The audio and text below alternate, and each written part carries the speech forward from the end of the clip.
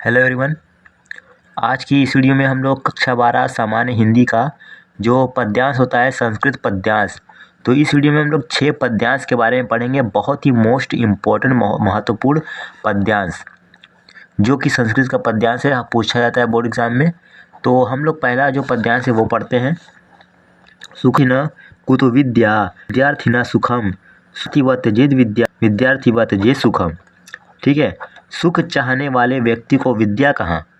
सुखार्थिन कुतो विद्या, मतलब सुख चाहने वाले व्यक्ति को विद्या कहाँ? विद्यार्थिना सुखम, और विद्या चाहने वाले को सुख कहाँ? सुख चाहने वाले व्यक्ति को विद्या कहाँ और विद्या प्राप्त करने वाले को सुख कहाँ? सुखार्थिनवत जे विद्या विद्यार्थिवत जे सुखम, यानी कि सुख की इच्छा करने वाले को विद्या त्याग देना चाहिए और विद्यार्थी को सुख त्याग देना चाहिए। यानी जिस व्यक्ति को भी सुख चाहिए उसको विद्या त्याग देना चाहिए और जिसको विद्या चाहिए उसको सुख त्याग देना चाहिए। तो वही बात यहाँ लिखी है कि सुख चाहने वाले व्यक्ति को विद्या कहाँ और विद्या प्राप्त करने वाले को सुख कहाँ। सुख की इच्छा करने वाले को विद्या त्याग देना चाहिए और विद्यार्थी को सुख त्याग देना चाहिए। ये बहुत ही महत्वपूर्ण पद्यांश है। सुखार्थिना कुतो विद्या विद्यार्थिना सुखम सुखार्थिवत जेज विद्या विद्यार्थिवत जेत सुखम। अब हम लोग बढ़ते हैं अपने अगला पद्यांश की तरफ। तो जल बिंदु निपातेन क्रमशः पूर्यते घटा स हेतु सर्व विद्यानम धर्मस्य च धनस्य च। ठीक है, जल की बूंद बूंद गिरने से घड़ा भर जाता है। ठीक है, जल बिंदु निपातेन क्रमशः पूर्यते घटा, यानी जल की जो एक एक बूंद गिरने से, जल की बूंद बूंद गिरने से घड़ा जो होता है वो भर जाता है। सा हेतु, उसी तरह सर्व विद्यानम धर्मस्य च धनस्य च, यानी कि यही समस्त विद्याओं धर्म और धन का कारण है। यही समस्त विद्याओं सर्व विद्यानम समस्त विद्याओं धर्मस्य धर्म और धनस्य धन का कारण है। अर्थात थोड़ा थोड़ा करके ही विद्या धर्म और धन का संचय होता है। यानी धीरे धीरे करके ही जो विद्या होती है, जो धन होता है, जो वो सारा क्या होता है, संचय होता है। तो वही बात है कि जल बिंदु निपातेन क्रमशः पूर्यते घटा सा हेतु सर्व विद्यानम धर्मस्य च धनस्य च। जल की बूंद बूंद गिरने से घड़ा भर जाता है, यही समस्त विद्याओं धर्म और धन का कारण है। अर्थात थोड़ा थोड़ा करके ही विद्या धर्म और धन का संचय होता है। काव्य शास्त्र विनोदेन कालो गच्छति धीमताम। ठीक है, काव्य शास्त्र विनोदेन कालो गच्छति धीमताम। बुद्धिमान व्यक्ति का जो समय होता है वो काव्य और शास्त्र की चर्चा रूपी मनोरंजन में व्यतीत होता है। विनोदेन का मतलब होता है मनोरंजन, काव्य शास्त्र मतलब काव्य शास्त्र, कालो का मतलब समय, गच्छति धीमताम का मतलब बुद्धिमान। जो बुद्धिमान व्यक्ति जो होता है उसका जो समय होता है वो काव्य शास्त्र के मनोरंजन में व्यतीत होता है। जो बुद्धिमान व्यक्ति होता है उसका जो समय होता है वो समय काव्य और शास्त्र की चर्चा रूपी मनोरंजन में व्यतीत होता है। व्यसनेन च मूर्खाणम मतलब मूर्खों का, निर्दया मतलब सोना, कलहेन मतलब झगड़ा करना, लड़ाई करना।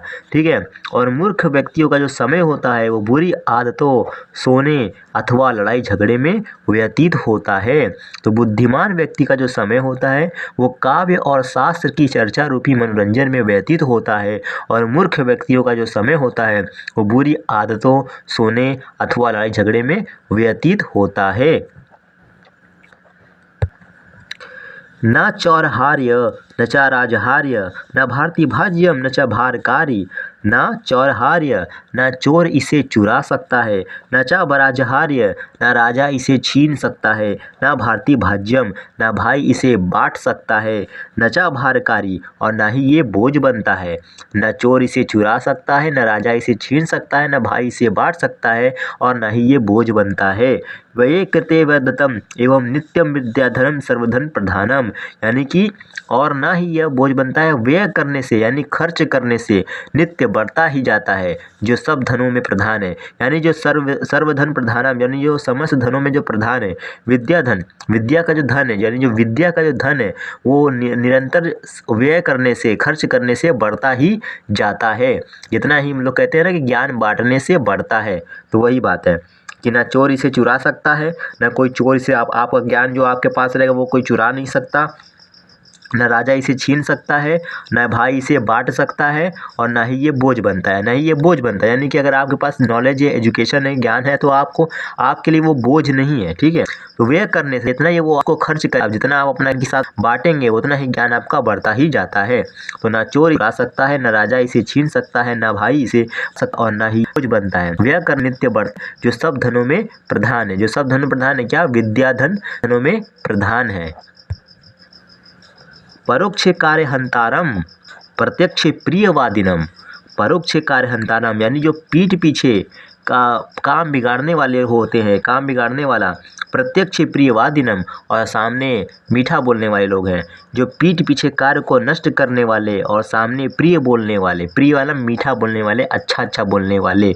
मित्र को वर्जयत लालसम मित्रम विस्कुंभम पयोमुखम।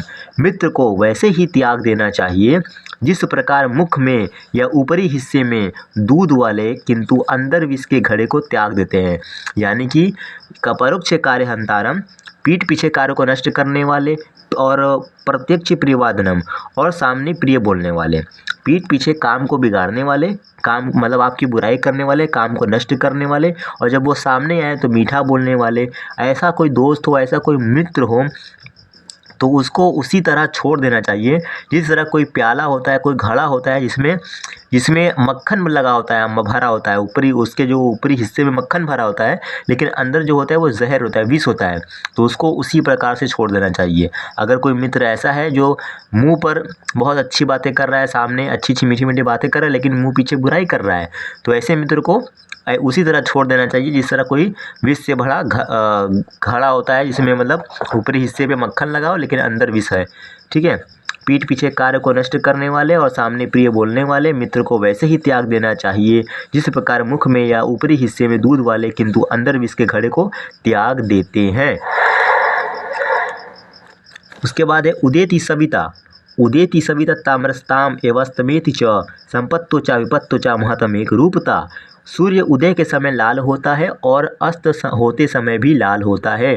उदेति सविता ताम्रस्ताम एवास्तमेति च, जो सूर्य होता है उदय के समय लाल होता है और अस्त होते समय भी लाल होता है। संपत्तो च विपत्तो च महतमेक रूपता। जो महान पुरुष होते हैं वो संपत्ति और विपत्ति, संपत्तो च विपत्तो, संपत्ति और विपत्ति में अर्थात सुख दुख में एक जैसे होते हैं। यानी जो महान पुरुष जो होते हैं, चाहे वो संपत्ति हो, चाहे अच्छा दिन आए, चाहे बुरा दिन आए, वो हमेशा एक जैसे होते हैं। तो सूर्य उदय के समय लाल होता है और अस्त होते समय भी लाल होता है। महान पुरुष जो होते हैं वो संपत्ति और विपत्ति अर्थात सुख दुख में एक जैसे होते हैं। तो आज की इस वीडियो में हम लोगों ने 6 महत्वपूर्ण पद्यांश जो बहुत ही बोर्ड एग्जाम की दृष्टि से महत्वपूर्ण होता है, मैंने इस वीडियो में क्लियर किया है। आई होप आप लोग को समझ में आया होगा। वीडियो अच्छी लगे तो वीडियो को लाइक करें और चैनल को सब्सक्राइब करें।